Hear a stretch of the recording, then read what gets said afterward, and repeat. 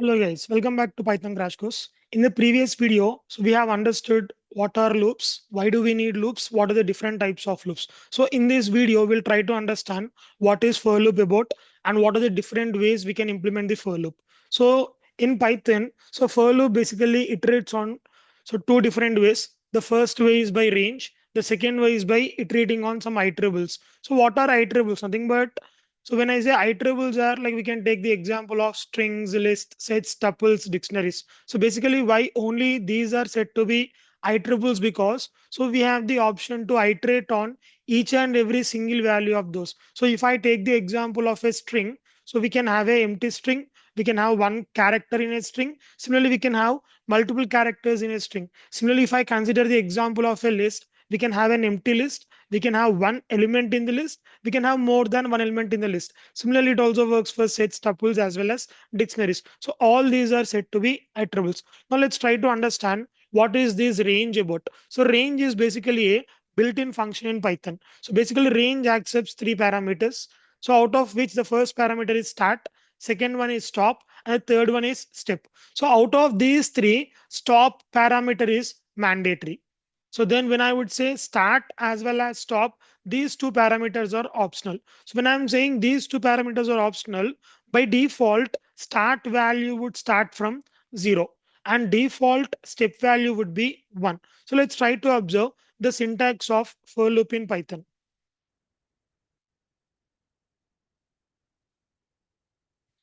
So basically here for followed by some variable name. So then we have the membership operator in. So then we use the built-in function range. So inside this range, inside the parenthesis, we take the start. So until where we want to go stop.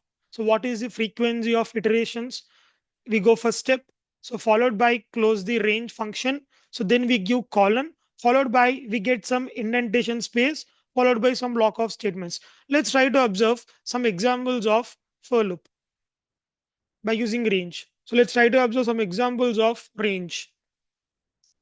So here in this range function, I am giving the start value to 0, stop value to 5, and step value to 1. So basically here, this loop runs for 5 times, starting from 0, 1, 2, 3, as well as 4. So the output would be 0, 1, 2, 3, 4.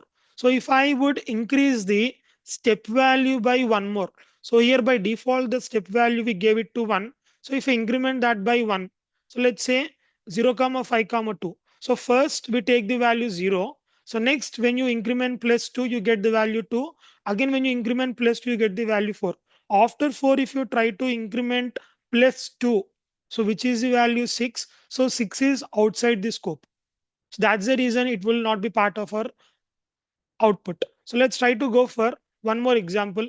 So here I'm giving the start value to 5 as well as stop value to 10. So here there is no step value. When there is no step value, we already know that default step value would be 1. So it starts from 5, it goes until the value just before 10. So meaning 5, 6, 7, 8, 9.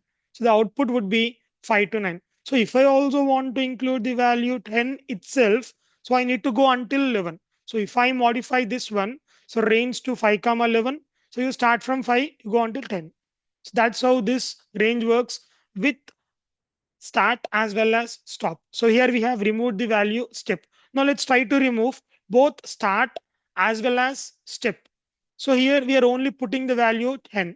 So here this value is considered as the stop value. So you start from 0, you go until the value 10, but you stop just before that, and at each and every time you increment by 1. So 0 to 9 is our respective output. So let's try to take some example for loop. So for I is the variable name, in is the membership operator. Inside the range function, so we are starting from 0. So we are going until just before 5, and we are incrementing at each and every point by 1. So inside that, so I'll give some block of statement to print I. So we know here by default print has end equal to new line. So if you are not sure about that, so just go back to my previous video where I have explained each and every parameter of print. So in that we have detailed out what is end parameter about. So now here in this print, we are printing the value I. So you start from 0, next 1, next 2, next 3, as well as 4. You just stop it before 5. So 5 iterations are done. So this loop runs for 5 times. So what if I want to give some random value n? So then we need to take the value from the user.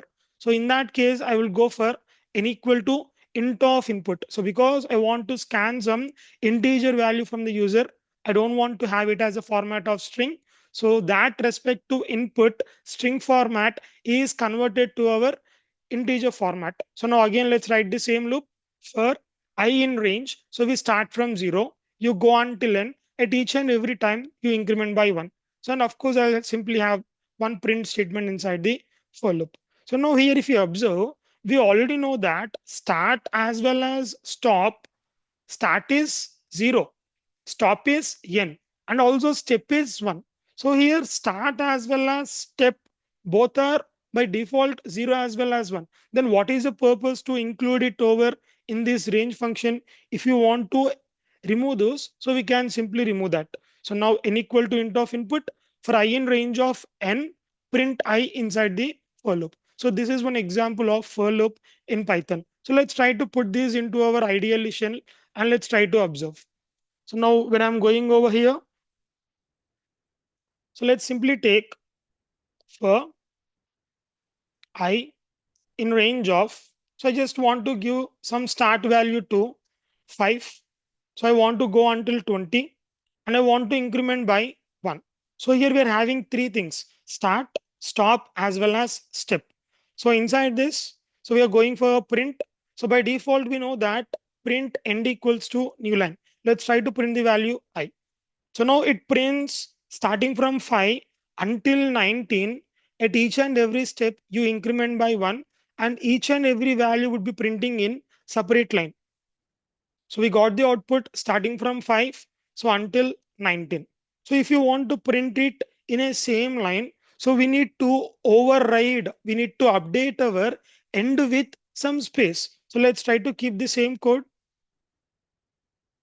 So print I end equal to some space I'm trying to provide. So now you see we get the output in a single line. So after you print the value 5, you are giving some space instead of new line. Similarly, 6 space, so on until you print 19, followed by you give some space. So this is some example related to our range function. Now let's try to take for I in range.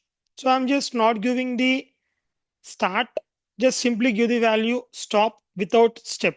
So now print I, so end equal to some space as is.